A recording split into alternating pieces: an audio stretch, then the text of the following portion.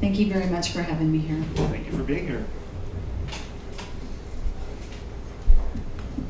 Our first question for you is, Missa, what is your stance on legislation such as the Employment Non-Discrimination Act, also known as ENDA, which would prohibit discrimination against employees on the basis of sexual orientation or gender identity for civilian non-religious employers with over 15 employees?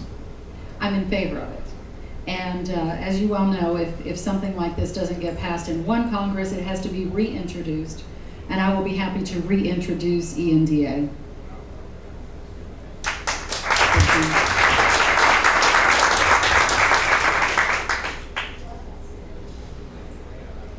Sorry, I normally take notes faster. I apologize. Oh, that's okay. Okay. And the second one gets easier for you. What else would you like to let gay, lesbian, bisexual, and transgender voters and their families, friends, and supporters concerned about our issues know about you? Well, I would like them to know that the very first endorsement that I received was from Equality PA. And that was really important to me. I applied for that endorsement very early on. From the moment that I was even kind of aware of sexuality in myself, I had friends who were L and G, and probably B and T as well, but you know, it was high school. So they weren't letting on. And those friendships were very important to me, and I could not imagine that we had laws in our country and sets of, sets of moral standards or whatever that would see them as lesser people or see them as people to be trodden on. And yet they were closeted except to a few people, because this was the 70s and it was a dangerous time for them. And I'm so encouraged that our young people these days are saying, what's the big deal? You know, for them it's a non-issue. And I will work tirelessly to make sure that if we have laws in our country that cannot be applied fairly, they will not be laws. I will make sure that we change what is marriage to be something that everyone can have. We might call it civil marriage. We might call it something else. But I have to tell you that my husband and I have talked about this at length, and we would gladly change or give up our legal marriage so that everyone can have it. Something that was very important to me, my mother is here tonight. Wave, Mom, hi. All the way from Texas to help me with the rest of my campaign. And she raised me to be equality minded. She raised me from the very beginning of my life to be equality minded.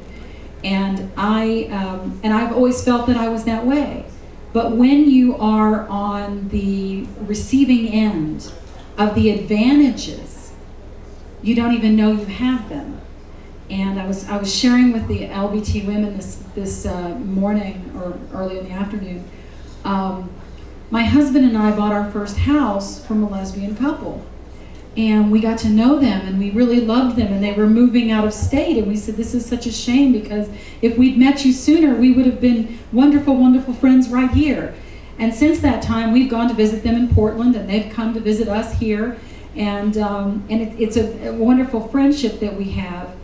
But at our closing, the bank was saying, okay, now the loan to Missa and John pays off the loan to Mary Lynn's parents. And I thought, what? Why did they borrow money for their house from Mary Lynn's parents? I didn't even realize it, being a fair-minded person, that I was taking advantage of this federal law that says that because I'm married, I can pool my money with my spouse and buy a house together. And they couldn't. And they were fortunate to have Mary Lynn's parents. They were fortunate to have that resource, because separately they could not have individually qualified on that house. And so I say to you, it's all of those rules. 1,138 was 3 years ago count. I'm sure it's more than that now. Federal advantages to people who can choose to be married. If I'm heterosexual, I have a relationship, I don't want to be married, I don't want to be married. But at any moment, in any state, and federally recognized, I can get married. People can't. and that makes that law completely unfair. So I will work tirelessly to make sure that our laws are fair.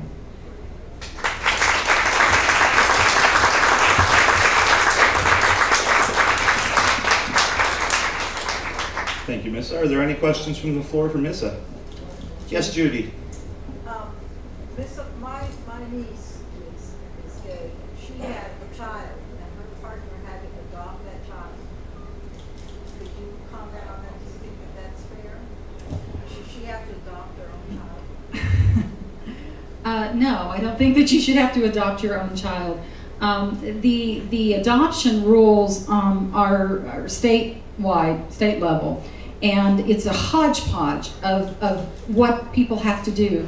I spoke with a couple when I was down in Charlotte for the Democratic Convention, and they actually had to, they adopted a child together. It was a lesbian couple. They adopted a child together. Only one of them could adopt the child, okay? So they adopted the child, and then the child had to live in the home for 2 years, at which point the other parent could apply to adopt the child. But in order to adopt the child, the first parent had to give up parental rights to do that. And I'm thinking, what kind of and that's in Pennsylvania. This was part of the Pennsylvania delegation. It's completely asinine. My daughter was 5 years old when she met my current husband. And he never adopted her because she had her father, etc. But he didn't have to do that to be her legal parent. To be her legal parent, her legal stepfather, he could go down to her school and access her school records. He could pick her up at school without having to have special paperwork. He could go through all of that without any additional measures being taken. And that's ridiculous, that we have to jump through these hoops for some people and not for others. So again, I think if we have a federal law that says that everyone is equal, then we're going to see that our states have to change these laws that force them to have parental rights through adoption rather than simply through marriage. So I'd like to change that. Sorry, I have a lot of anecdotal evidence of things. Are there any other questions from the floor for Missa? Well, thank you so much. I do want to mention that I have an Erie office now. It's at 3410 West 26th over in Mill Creek. It's between it's between Peninsula Drive and the Mill Creek Township Building. We are operating there 7 days a week. We're doing phone banking. We're doing canvassing. We have 2,500 yard signs coming in on Wednesday to be dispersed throughout the district. That's in addition to the 2,500 that we've already got out in the district, so that's very exciting. But we need people to put those yard signs out for us. We have 900 people who already want them, and many more to put out. So I need your help. I'm not a wealthy person. I've put everything that I have in my savings that's available to me into this race already, and I have no more to give. I'm not Mike Kelly. My opponent, who by the way would not be here tonight, even though I'm sure he was invited. Yes, he was. My opponent is not LGBT friendly, but he's just mostly not friendly at all. So he is an incredibly wealthy person, and he can hire whomever he likes to do whatever he wants. I'm running a field operation, and we have good news from the field. I'm polling with independents 8-1, which is really important. We now have enjoined, thank God, this horrible ID bill, ID law for this election, and that means that we have to get every Democrat we possibly can out to vote. And I saw a commercial from the state the other day telling people that they still had to have their ID. They're still out there scaring them. Make sure you tell people that they don't have to have their ID to vote this time. And so help me, please. I need your help. We have a sign-up sheet, Bree. There you go. There she is. We have a sign-up sheet. If you want to help us out, do one thing or all three or whatever you can do, see Bree and then let us know. And thank you so much for having me here tonight.